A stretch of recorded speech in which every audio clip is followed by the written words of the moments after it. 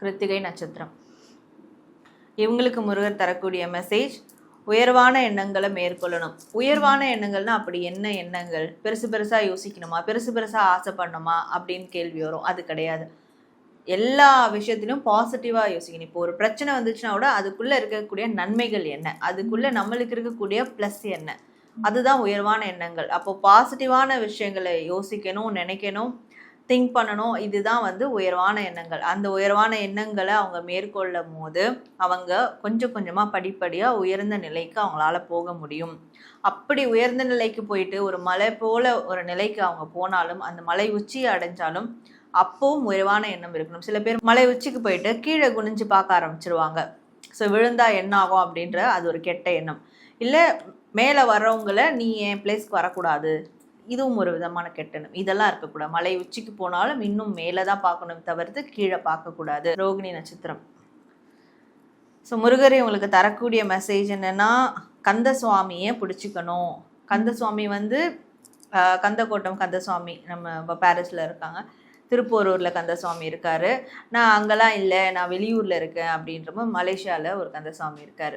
So Malaysia, சிங்கப்பூரில் இருக்கிறவங்களுக்கு so அந்த மாதிரி அவங்க இருக்கக்கூடிய ஊர்களில் கந்தசுவாமி அந்த ஒரு சுரூபமாக முருகர் கண்டிப்பாக இருப்பார். அப்படி இல்லைனாலும் வீட்டில் இருந்தபடியே கந்தசுவாமியை மனதாரையும் இல்லை அவருடைய ஃபோட்டோ எடுத்து வச்சும் கண்டிப்பாக இந்த மாதம் வழிபடணும். ஏன்னா இது என்ன குறிக்கிறதுனா, நான் எங்கே போனாலும் உன் கூட இருக்கேன் அப்படின்றத அந்த கந்த சுவாமி அந்த சொரூபம் அவங்களுக்கு எப்போவுமே நினைவூட்டிக்கிட்டே இருக்கும்.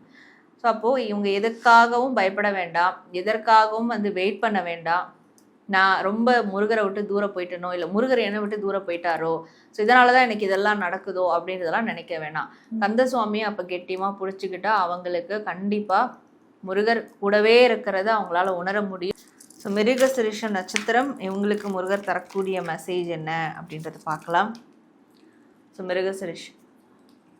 ஸோ முருகர் இவங்களுக்கு தரக்கூடிய மெசேஜ், ஸோ மிருகசிரிஷ நட்சத்திரம் இவங்க சந்தன அலங்காரம் முருகர் வழிபாடு இந்த மாதம் முழுவதும் செய்யணும். கோவிலில் கேட்டால் கண்டிப்பாக சொல்லுவாங்க இந்தந்த டைமில் சந்தன அலங்காரம் நடக்கும் அப்படின்றது. சந்தன அலங்கார முருகர் புகைப்படத்தை கூட நம்ம மொபைல் வால்பேப்பரில் வச்சுக்கிறது, ஒரு ஃபோட்டோ ஃப்ரேம் பண்ணி அவருக்கு ஒரு விலைக்கேற்றுறது, இது கண்டிப்பாக இந்த மாதம் பண்ணணும். ஸோ இந்த சந்தன அலங்கார முருகர் அவங்க பார்க்க பார்க்க அவங்களுடைய மனசு குளிர்ந்துக்கிட்டே இருக்கும். அவங்க மனசு எந்த அளவுக்கு குளிர்ச்சி அடைஞ்சிக்கிட்டே இருக்கும். சந்தனம்னாலே குளிர்ச்சி தான். ஸோ குளிர்ச்சி அடைஞ்சிக்கிட்டே இருக்கோ அப்போ அந்த அளவுக்கு அவங்க மனசில் ஏற்பட்ட காயங்கள் எல்லாமே அவங்க மனதை விட்டு விலக ஆரம்பிக்கும், மறைய ஆரம்பிக்கும். ஸோ அந்த ஒரு சக்தி, அந்த ஒரு அற்புதம் இந்த சந்தன அலங்கார முருகர் அவங்களுக்கு நிகழ்த்துவார்.